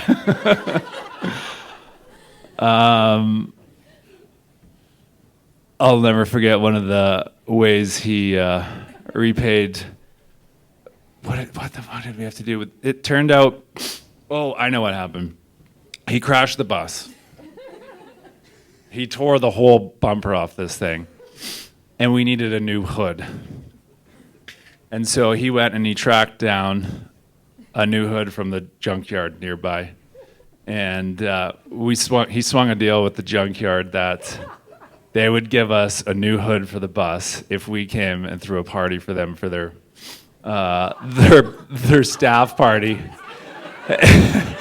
And it was, funny enough, it was just down the street from our warehouse, the clubhouse, where we parked the bus. And so me and Zach rolled into this like full-on junkyard with the bandwagon, with the milk truck dingling around, you know. And it was a huge paintball. They would do this huge paintball tournament.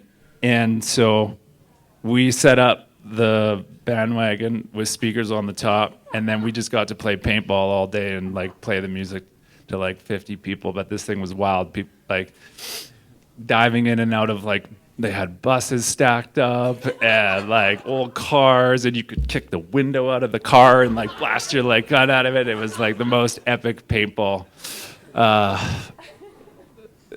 game of my life, and that's how Zach got a new hood for the bus. Anyway, there's a lot of amazing people in this room today that I haven't seen in ages. I miss you all. We'll share endless memories together with Zach and all of the shenanigans we got up to over the many years of building the stage. Right, Mom, our in-house cook who cooked and prepared the meals with Brandy and Terry, and man, it goes on and on. The people who contributed to bring this party and this vibe and this experience to life that we shared with so many thousands of people on the dance floor. Pretty incredible days. So Also, you guys would make sausages for everybody, at like 4 in the morning. and we would, well, I brought the barbecue out to the cock dock and started cooking sausages on the cock dock, and security came over and gave me shit. They said I can't cook hot dogs on the cock dock, and I said, we fucking built this thing. And he said, I'm sorry, you can't cook here. And so then we just put the barbecue on the other side of our fence and cooked through the fence while still on the dance floor. And then served everybody sausages on the dance floor. Yeah, one of them. Yeah, we got endless stories, but love you all. And Baron and Zach used to always break into hotel swimming pools and cook grilled cheese sandwiches in their hot tub. Oh yeah, the grilled cheese sandwiches in the hot tub. Yeah, we ditched out on a whole ski of a day of snowboarding just so we could go. Yeah. I didn't. It looked a little sketchy though, having the like electric grilled cheese maker on the edge of the hot tub though. That was dodgy. That was a dodgy one. Just like you own the place. Yep. Just walk in like you own the place. Anyway, love you, Zach. Miss you. Thank you,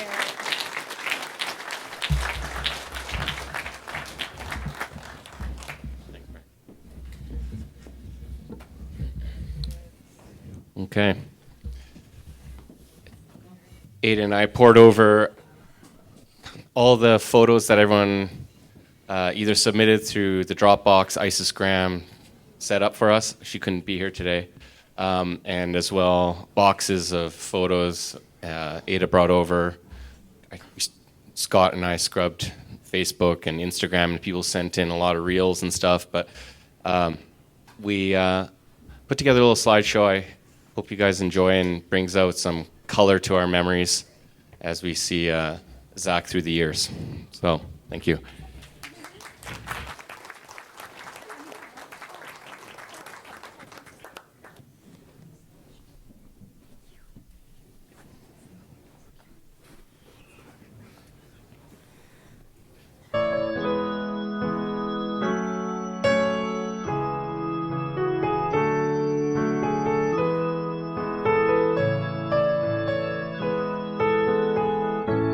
Where did you go? Poor boy, you left before the snow. Where did you go, sweet golden boy? You followed them south, and what did you find out there, poor boy?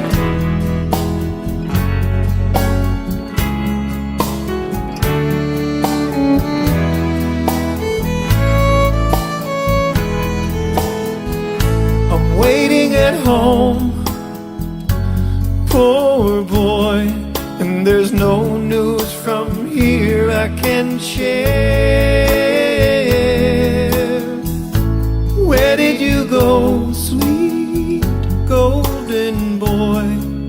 Your space has been filled, but I'm missing you still, poor boy. I am writing to you now, and I always think somehow that this might be the one that gets to you. I'll sign my name with all my best, send it off like all the rest, 'cause this might be the one that gets to you.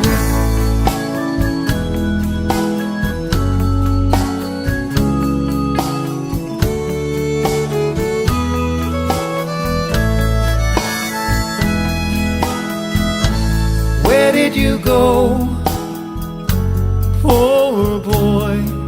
And will we be seeing you soon? Where did you go, sweet golden boy?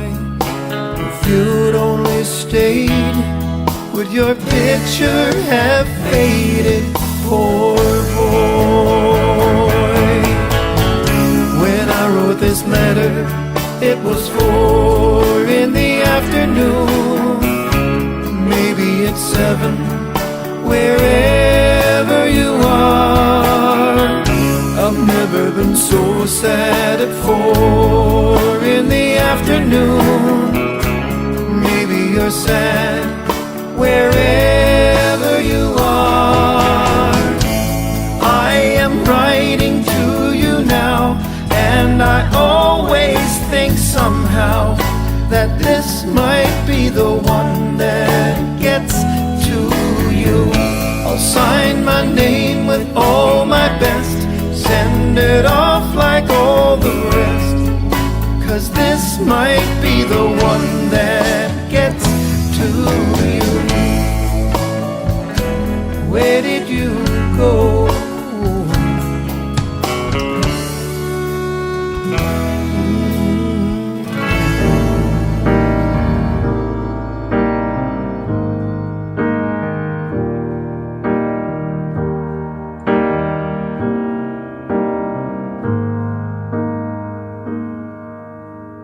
When it rains, it pours, but you didn't even notice. It ain't raining anymore. It's hard to breathe when all you know is the struggle of staying above the rising water line. Well, the sky is finally open, the rain and wind stop blowing, but you're stuck out in the same old storm again. You hold tight to your umbrella. Well, darling, I'm just trying to tell you that there's always been a rainbow hanging over your head.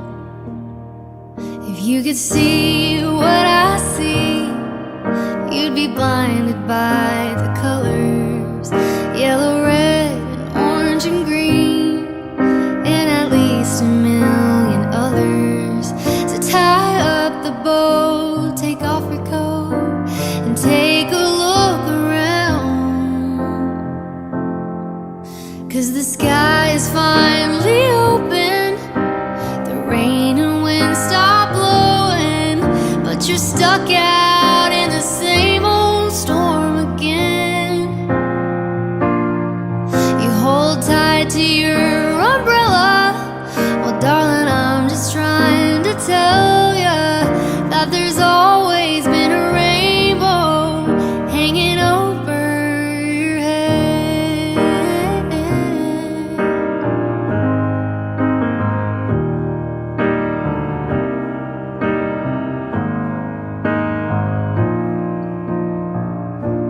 Oh, tie up the bow, take off your coat, and take a look around. Everything is alright now, 'cause the sky is finally opened, the rain and wind stop blowing, but you're stuck out in the same old storm again. Let go of your umbrella, 'cause darling, I'm just trying to tell you that there's always been a rainbow hanging over your head. Yeah, there's always been a rainbow hanging over your head.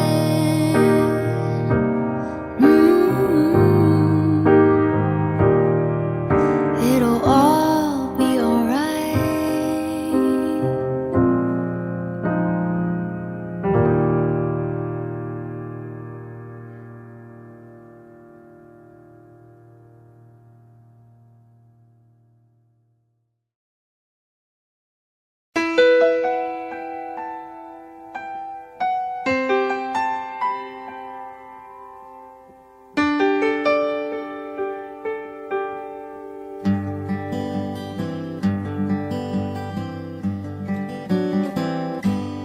Looking back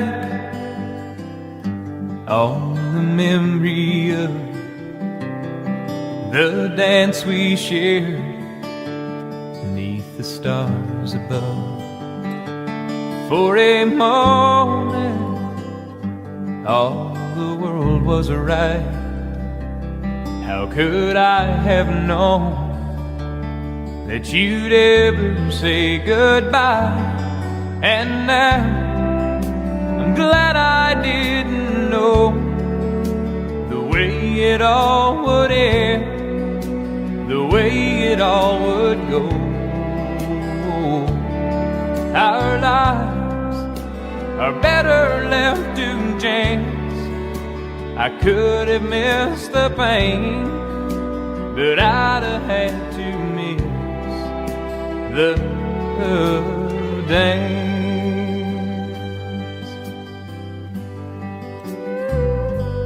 Holding you, I held everything for a moment. Wasn't I the king? But if I'd only known how the king would fall, hey, who's to say? You know, I might have changed it all. And now I'm glad I didn't know the way it all would end, the way it all would go. Our lives are better left to chance.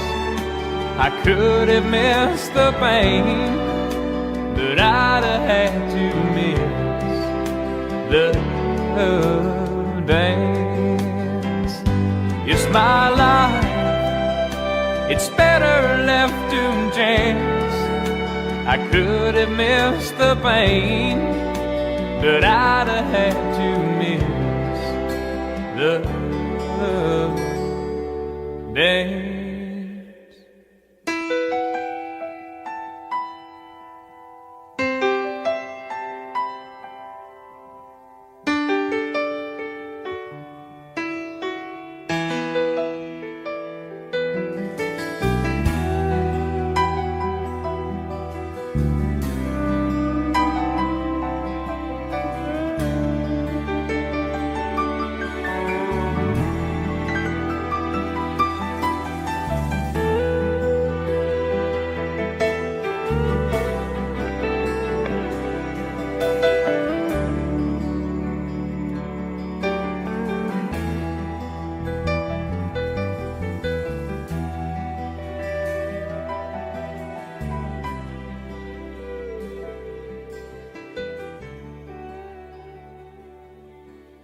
If I should stay,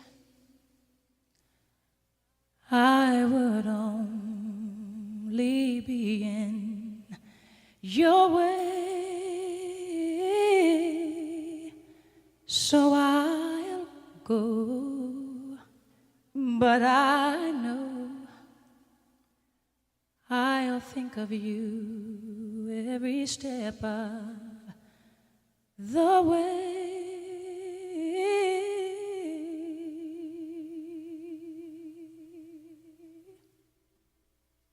And I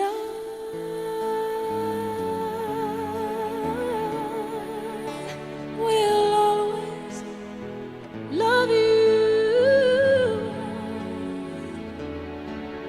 Will always love you.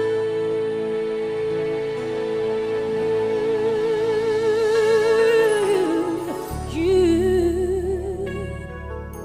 my darling, you.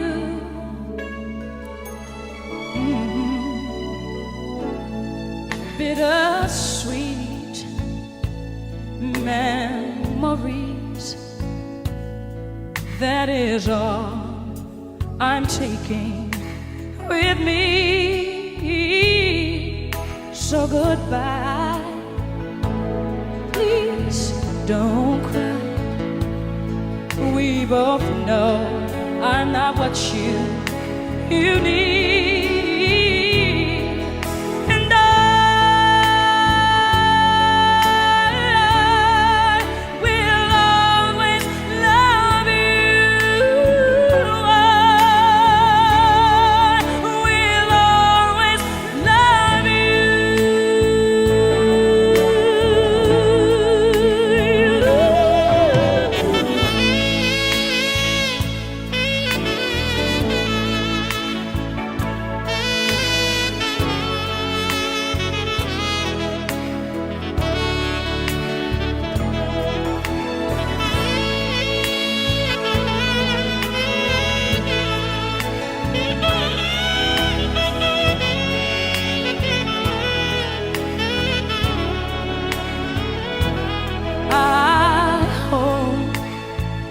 life treats you kind.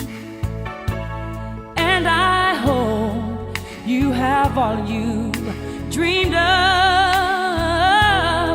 And I wish you joy and happiness. But above all this, I wish you love. Thanks for the song. Like, you know, I'm living the high life. Way up. Top shelf, baby.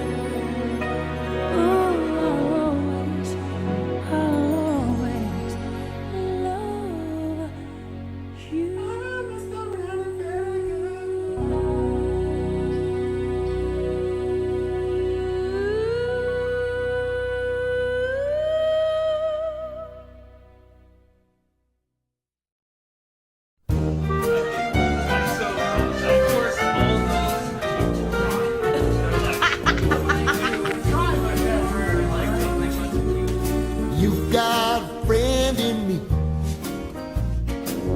You've got a friend in me. When the road looks rough ahead and you're miles and miles from your nice warm bed, you just remember what your old past said. Boy, you got a friend in me. Yeah, you got a friend in me.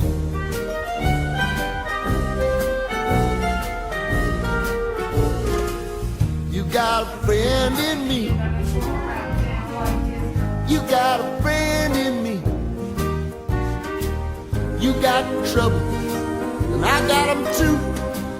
There isn't anything I wouldn't do for you. We stick together, see it through, 'cause you got a friend in me. You got a friend in me. Some other folks might be a little bit smarter than I am, big and stronger too, maybe, but none of them will ever love you the way I do. It's me and you, boy, and as the years go by, our friendship will never die. You're gonna see it's our destiny. You got a friend in me. You got a friend in me. You got a friend in me.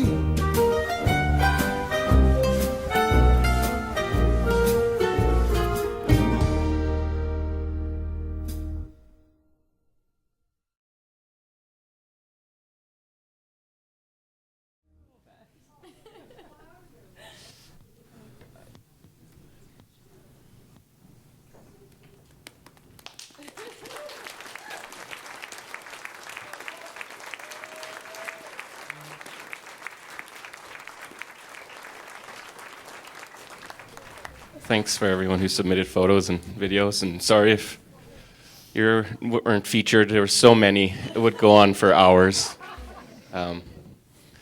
Condolences to everyone again. Ada, how should we transition?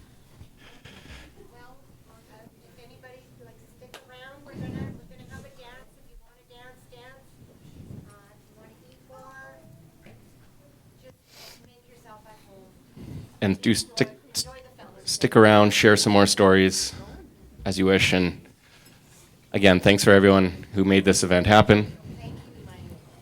It's the least I could do. Thanks. Okay.